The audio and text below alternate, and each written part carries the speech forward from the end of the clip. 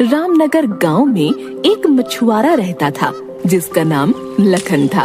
वो अपनी पत्नी निर्मला के साथ रहता था और मछलियां बेचकर अपना गुजारा करता था। लखन का एक दोस्त था देव। वो भी लखन की ही तरह मछलियां बेचकर अपना गुजारा करता था, लेकिन कई दिनों से उनके जाल में एक भी मछली नहीं फंस रही थी, जिस वजह से वो दोनों परेशान हो गए थे। एक दिन वो बहुत निराश हो गए और अपने अपने घर वापस गए। लखन जैसे ही अपने घर पहुंचा, अपनी पत्नी को बुलाने लगा। निर्मला, निर्मला, अरे कहाँ हो? जरा पानी लेकर आओ, बहुत प्यास लग रही है। जी लाई। निर्मला पानी लेकर बाहर आई और बोली, जी लीजिए पानी, और लाइए थोड़े पैसे दीजिए, मैं कुछ खाने का सामान ले आती हूँ। आज फिर एक भी मछली मेरे हाथ नहीं लगी। मेरे पास आज भी 1 रुपया नहीं है। क्या आज एक भी मछली नहीं मिली? मुझे लगता है इस तालाब की सारी मछलियाँ उस नदी में चली गई हैं। हाँ, मुझे भी यही लगता है कि तालाब की सारी मछलियाँ नदी में चली गई हैं। कल से मैं उसी नदी से मछलियाँ पकड़ने जाऊंगा। हाँ, कल से आप भी वहीं जाना, लेकिन पहले खाना खा लो। दोनों खाना खाते हैं और सो जाते हैं, लेकिन देव उनकी सारी बातें सुन लेता है और अगले दिन लखन से पहले ही नदी पर पहुंच जाता है। इधर लखन अभी अपने घर पर ही था और नाश्ता कर रहा था। आपको याद तो है ना कि आज आपको उस नदी से मछलियाँ पकड़ने जाना है? हाँ, भाग्यवान याद है। चलो अब मैं जा रहा हूँ, ठीक है? इतना कहकर लखन मछलियाँ पकड़ने के लिए निकल जाता है और थोड़ी ही देर में वो उस नदी पर पहुँच गया। तभी उसे वहाँ पर देव दिखाई दिया। देव को देखते ही लखन ने कहा, अरे देव, तुम यहाँ कैसे? वो मुझे गांव के आदमी ने बताया था यहाँ के बारे में। अच्छा, चलो मछलियाँ पकड़ते हैं। तुम उस कोने पर बैठ जाओ, मैं इस कोने पर बैठ जाता हूँ। ठीक है। दोनों एक एक कोने पर बैठ जाते हैं। सबसे पहले देव ने नदी में जाल फेंका और मछलियों के फंसने का इंतजार करने लगा। वहीं दूसरी तरफ जैसे ही लखन ने मछली पकड़ने के लिए नदी में जाल फेंका, उसे जाल थोड़ा भारी लगा।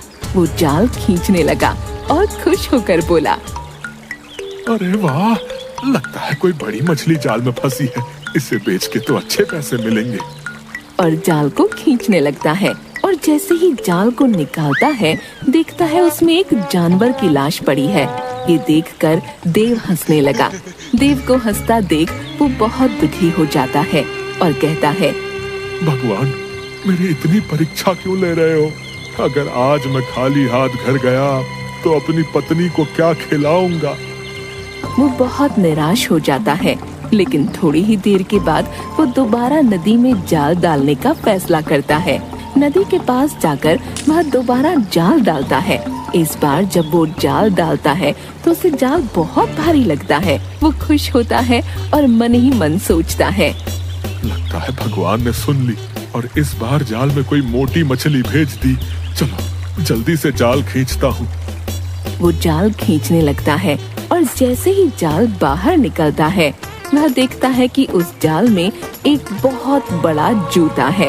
ये देखकर वो बहुत दुखी हो जाता है और फूट फूट कर रोने लगता है और कहता है, भगवान, मैंने ऐसा क्या कर दिया है जो मेरे साथ ऐसा कर रहे हो?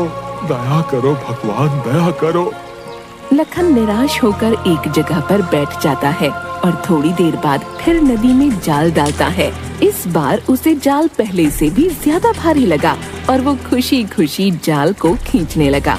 और जब जाल बाहर निकला तो उसमें बहुत सारा कूड़ा कचरा निकला।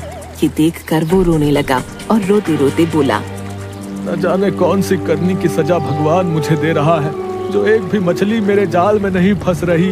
भगवान, अब मैं आखिरी बार इस नदी में जाल फेंकूंगा। अगर इस बार भी एक भी मछली नहीं फंसी तो मैं ये काम ही छोड़ दूंगा। वो नदी में जाल फेंकता है और इस बार भी उसे जाल बहुत भारी लगा। वो फटाफट नदी से जाल खींचने लगा और जब उसने जाल को देखा तो उसमें एक गागर निकली। ये देख लखन बहुत परेशान हो गया और गागर वहीं छोड़कर रोने लगा और रोते रोते कहने लगा, मेरी तो किस्मत ही खराब है। भगवान न जाने कौन से जन्म का बदला ले रहा है। चलो उस गागर को ही ले लेता हूँ, उसे बेचकर कुछ पैसे तो मिलेंगे ही। वो गागर के पास जाता है। बहुत देर से देव के जाल में भी कोई मछली नहीं फंसी थी। वो भी लखन के पास पहुंच गया और गागर को देखने लगा। दोनों ने देखा कि उस गागर के मुंह पर एक कांच का ढक्कन है और उस पर एक मुहर लगी है। मुहर और गागर को देखकर देव सोच में पड़ गया। लखन, लगता है इस गागर में बहुत सारा सोना चांदी है और किसी राजा ने अपने राज्य की मुहर लगाकर इसे नदी में फेंक दिया है। अच्छा ही है, खोलो खोलो इस गागर को। रुको खोलता हूँ। लखन ने जैसे ही उस गागर को खोला, उस गागर से धुआं निकलने लगा और धीरे धीरे वो सारा धुआं आसमान में फैल गया।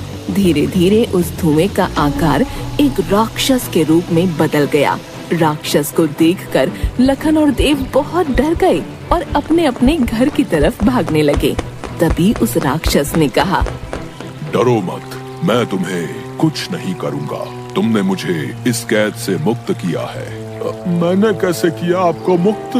बहुत सालों पहले मैंने लोगों को बहुत परेशान कर रखा था। सब मुझसे परेशान थे, जिससे नाराज होकर राजा इंद्र ने बाबा मनुश्री की मदद से मुझे एक राक्षस बना दिया और इस गागर में कैद कर दिया।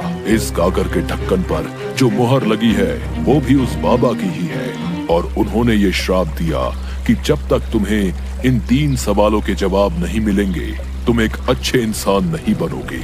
अब तुमने मुझे इस गागर से तो मुक्त कर दिया, अब तुम्हें मेरे सवालों का जवाब देना होगा। क्या तुम मेरे सवालों का जवाब देने के लिए तैयार हो? अगर तुमने मेरे सवालों के सही जवाब दिए तो जो तुम चाहो मैं वो तुम्हें दूंगा। राक्षस की बात सुनकर देव के मन में लालच आ जाता है और वो बोलता है, राक्षस जी, इस लखन ने आपको मुक्त नहीं कराया, बल्कि मैंने मुक्त कराया है। क्या सच में तुमने मुझे आजाद कराया है? हाँ। एक काम करो, तुम दोनों मेरे सवालों का जवाब दो। तुम दोनों तैयार हो? हाँ, मैं तैयार हूँ। हाँ, मैं भी तैयार हूँ। आप पूछिए। देव, तुम बताओ, लालच क्या है? लालच एक बुरी बला है। हाँ। अच्छा, दूसरा प्रश्न, मुझे गागर से किसने मुक्त कराया था? राक्षस का ये प्रश्न सुनकर देव असमंजस में पड़ गया। वो सोचने लगा, अगर मैंने गलत जवाब दिया तो कुछ नहीं मिलेगा। उसने सोचते हुए कहा, आपको लखन ने गागर से मुक्त कराया है। मुझे पता था तुम झूठ बोल रहे हो, इसलिए मैं तुम्हारे मुंह से ये बात सुनना चाहता था। और अब जब मुझे पता चल गया है कि तुमने अपने लालच के चलते मुझसे झूठ बोला है तो तुम्हें इसकी सजा मिलेगी और तुम्हारी सजा है मौत। नहीं, ऐसा मत कीजिए राक्षस जी। राक्षस ने उसकी एक न सुनी और उसे मौत के घाट उतार दिया। जिसके बाद उस राक्षस ने लखन से सवाल पूछा, अब तुम मेरे प्रश्न का जवाब दो। बताओ, हवा से भी तेज गति किसकी है? हवा से भी तेज गति है मन की गति। आकाश से भी ऊंचा दर्जा किसका होता है? आकाश से भी ऊंचा दर्जा पिता का होता है भाई। अब आखिरी प्रश्न का जवाब दो। बताओ, ऐसा कौन सा शास्त्र है जिसे पढ़ के मनुष्य बुद्धिमान बनता है? ऐसा कोई शास्त्र नहीं है जिसे पढ़ के मनुष्य बुद्धिमान बन सकता है, बल्कि महान लोगों की संगति से ही मनुष्य बुद्धिमान बनता है। तुमने मेरे प्रश्नों के बिल्कुल सही जवाब दिए। मैं बहुत प्रसन्न हूँ। बताओ, तुम्हें क्या चाहिए? मुझे बस इतना धन चाहिए कि मुझे कभी किसी से उधार न लेना पड़े और मेरे घर में जो भी व्यक्ति आए मैं उसे भोजन करा सकूं। तथास्तु। इतना कहकर वो राक्षस एक साधु के रूप में बदल गया और वहाँ से गायब हो गया। ये तो बिना कुछ दिए ही गायब हो गया और मुझसे सवालों के जवाब भी पूछ लिया। चलो, आज का तो पूरा समय ही निकल गया, शाम भी हो गई, अब घर चलता हूँ। लखन घर की ओर आने लगता है। वो पूरे रास्ते सोचता रहता है कि अब वो क्या करेगा। थोड़ी ही देर में वो अपने घर पहुँच जाता है और देखता है कि जहाँ उसका घर था वहाँ एक बहुत ही आलीशान मकान बन गया है, जिसे देख वो आश्चर्य में पड़ जाता है। तभी उस बंगले से निर्मला निकलती है और कहती है, आ गए आप। अरे भाग्यवान, ये किसका घर है और तुम इस घर में क्या कर रही हो? ये अपना ही घर है। एक साधु बाबा आए थे, उन्हीं का आशीर्वाद है ये सब। अच्छा अच्छा, चलो फिर अंदर चलते हैं। दोनों उस बंगले के अंदर चले जाते हैं और लखन निर्मला को सारी बात बताता है। लखन की बात सुनकर निर्मला कहती है, मुझे लगता है वो राक्षस ही साधु का भेष बनाकर यहाँ आया था और ये सब हमें देकर गया। हाँ निर्मला, तुम सही कह रही हो। अब हमारे पास किसी चीज की कमी नहीं है। निर्मला और लखन दोनों खुशी खुशी उस बंगले में रहने लगे। अब उनके पास किसी भी चीज की कोई कमी नहीं थी।